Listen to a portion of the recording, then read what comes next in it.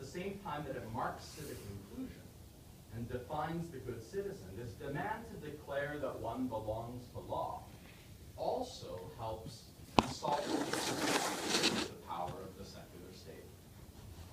Submission to law has become a really uniquely appealing trope in this project of managing religious difference. The problem, of course, is that though it's seductive, the invocation of law as a ground of civic belonging will always ultimately fail to depoliticize.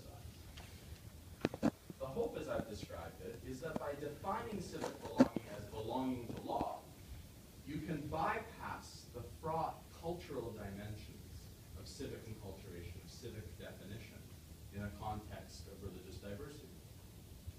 Law is a kind of here symbolic shortcut around the more challenging terrain of deep engagement.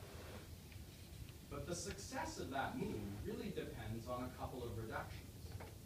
First of all, you have to first reduce state law to something other than a cultural artifact. You have to understand state law as not essentially cultural, historical, political in character.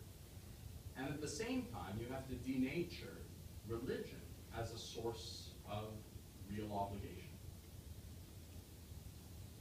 And as a result, for those not committed to the conceits of liberal rule of law, this idea of belonging to law and the experience of that demand looks very different indeed. If you take really seriously the link between belief and conduct, religion resists those confines of the public, of the private sphere. It makes strong demands on public conduct.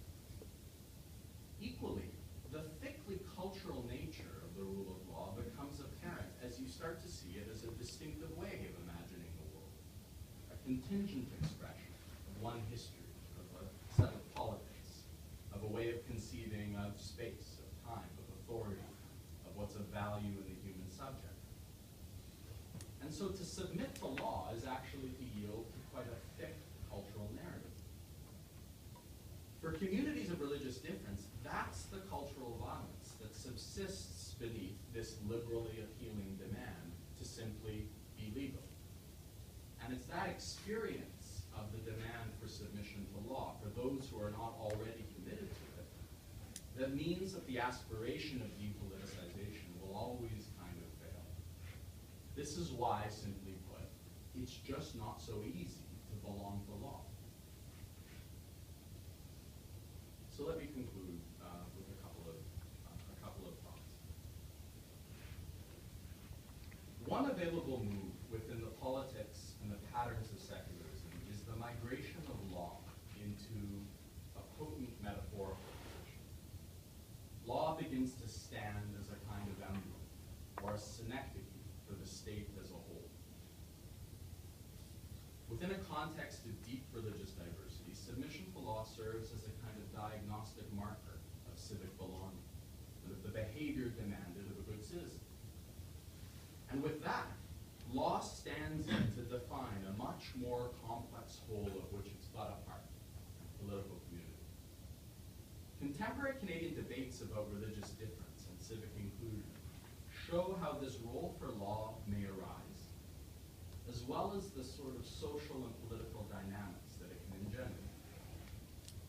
At a time in which the possibility for productive engagement across divergent narratives seems daunting, when the community's self-understanding is subject to intense contestation, law is appealing in assuming this metaphorical role in which submission to law comes to represent belonging to community. And so bypassing the normative messiness of diversity, we see people increasingly leaning on the ideological force of rule of law and demanding instead that you simply belong to law. The impulse to adopt this role for law, I think, has to be understood as part of the search, the urge for ties that will bind in a community characterized by quite significant difference. And finding such common ground, such points of connection, is, I think, incredibly important. The search is imperative. It's probably the essence of living a good ethical life in a condition of deep diversity. But I think there are real risks in looking to law as the basis for those ties and common ground. And so in closing, let me just finish by mentioning a few of those risks, I think. One might worry that this kind of reliance on law as the marker for civic belonging consolidates authority in too narrow a group of actors. Legal actors become crucially important.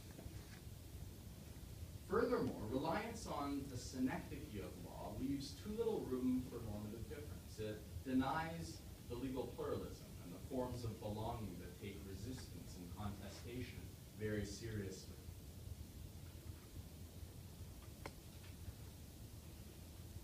Yet the principal risk, I think, is that this resort to law may simply be too successful in obscuring the political dimensions, the violence, the history, the power, as well as the surprising, the opportunities, the need for creativity that's involved in crafting civic community. Otherwise put, under the simplifying conceits of secular law, it can be just too easy to lose track of the winners and the losers of social inclusion. And it can be just too easy to avoid the hard work that I think religious difference